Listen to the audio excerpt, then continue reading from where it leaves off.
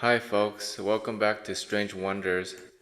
In this video I will be making a dragon. I plan on doing other varieties too in the future. So let's get started. This one is of the Asian variety. There are actually many different styles within this category too, based on regional influences and even the artist's personal taste. I chose the set of features that I find most pleasing, and of course there'll be different ways to draw this animal. It's very open to interpretation since there aren't really any physical evidence for these. They're not like dinosaurs where we found bones, actual skin impressions, or footprints or anything. So here I start with the hardest part, which is the body's positioning. I want something dynamic and doesn't come across as too symmetrical or repeats itself too much. The head part is actually pretty easy for me because it's basically just a long oni head that's stretched forward and some features are exaggerated. I might do a short video explaining this concept. It's pretty easy once you get the hang of it.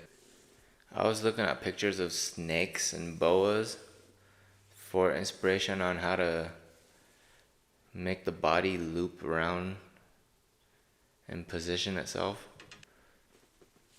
I also had some issue figuring out a nice way to place the back legs since they're facing and coming towards you, unlike the front ones that are facing away. Their talons are said to be eagle-like, and supposedly in Chinese custom, the number of toes or claws that it has is supposed to show the rank or importance. So only the imperial dragon that represents the king or emperor is supposed to have the full 5 toes. So it used to be that a normal person could get severely punished for personally using imagery of the 5-toed dragons. I wonder if anybody ever pressed their luck with a 6 or even 7-toed one. Anyway, this one has 4 toes. Like, he's not officially king, but it's still somewhat of a big deal. So I'm adding some details to the head here, working on the stash. I'm telling you guys, it's just a stretched out oni head. So if you can draw a decent face, a human face, and stretch it out to the front, it'll be an Asian dragon's face. Kind of, with some crocodile features added in. I think the European style dragons are a little bit easier for most people to draw. Their heads are basically a big lizard head with extra large spikes and of course smaller eyes.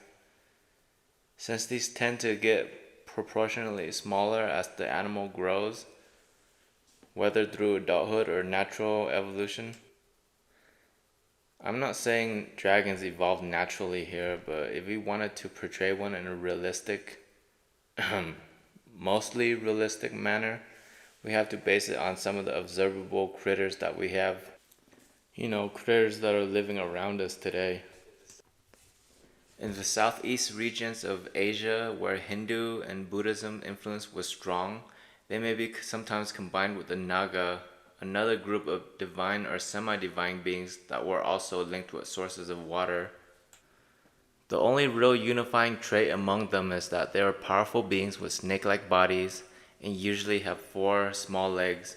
And to further complicate matters, they are also sometimes said to possess many powers and abilities, such as shapeshifting. A classic depiction of this can be seen in the popular literary work Journey to the West, where the crew of 4 ragtag team of Buddhist pilgrims had to venture into the wilds and travel to India to obtain holy scriptures. There weren't just 4 of them, there was actually 5.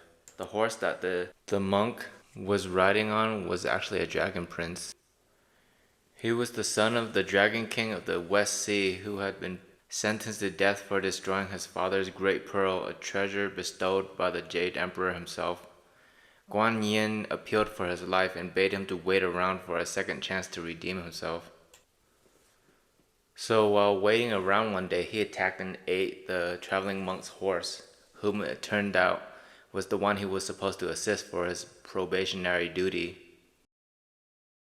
So throughout the rest of the story, he shapeshifts into a white horse to take the very innocent and naive monk to the land of the Buddha.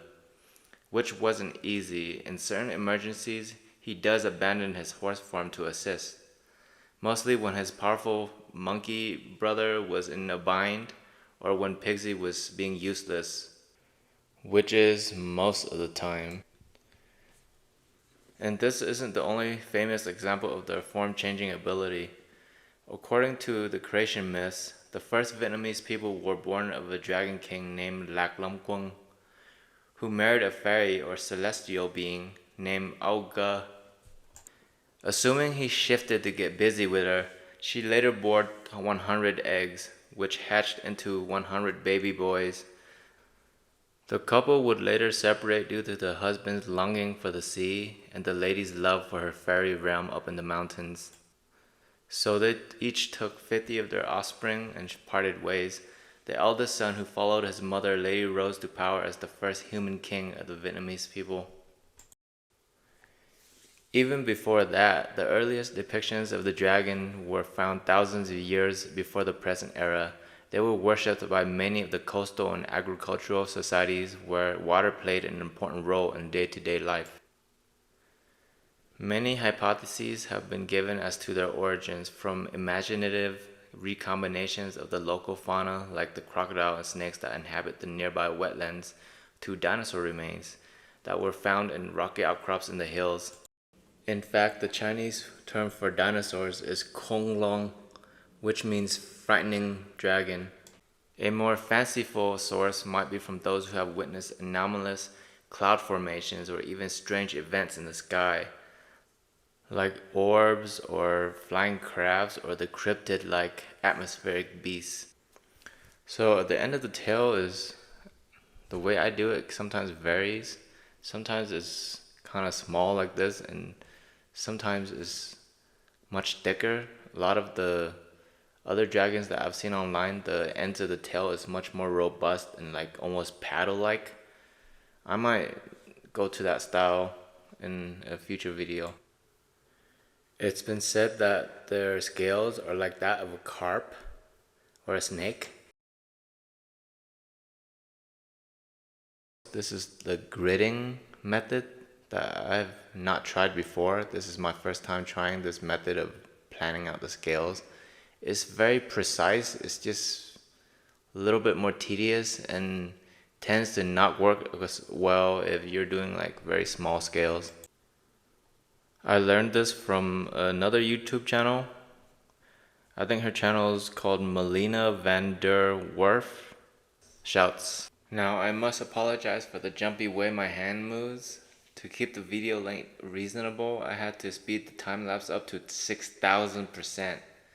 This is better for the both of us, okay? I don't have time to do a 4-page research paper, and you don't have to hear me ramble for too long. So what do we know about these creatures? What are their physical stats? I guess since they can shapeshift, this varies tremendously. What do they like to eat besides horses? Well, probably whatever they wanted to, since in folklore they could take on the form of humans and may have had similar tastes to other immortal beings. Here you can see me going over the pencil lines with a gel pen. I prefer to do this so that I can then erase the pencil lines before applying the colors with the watercolor pencils. I find that this method smudges a lot less and gives the colors more vibrance, since the color pencils won't have to mix with the original pencil lines. After that, I can proceed to erase the original pencil lines, and now for the coloring. So what color were they and what was their favorite color? This is the real important question in my opinion. For this one, I've decided to make the hairy parts and back scales red. Since they can change their form, I guess a dragon could be any color it wanted to be as well. Imagine that. Instead of changing your clothes, you can just change your color and appearance to whatever you wanted. If you had this ability, what would you change to? Feel free to comment down below. I think this one intended to take on the likeness of a strong and ferocious hero, a mighty warrior in the popular sagas that still continues to this day. For this portion, I have increased the speed to 9,000, or perhaps even over that. It's over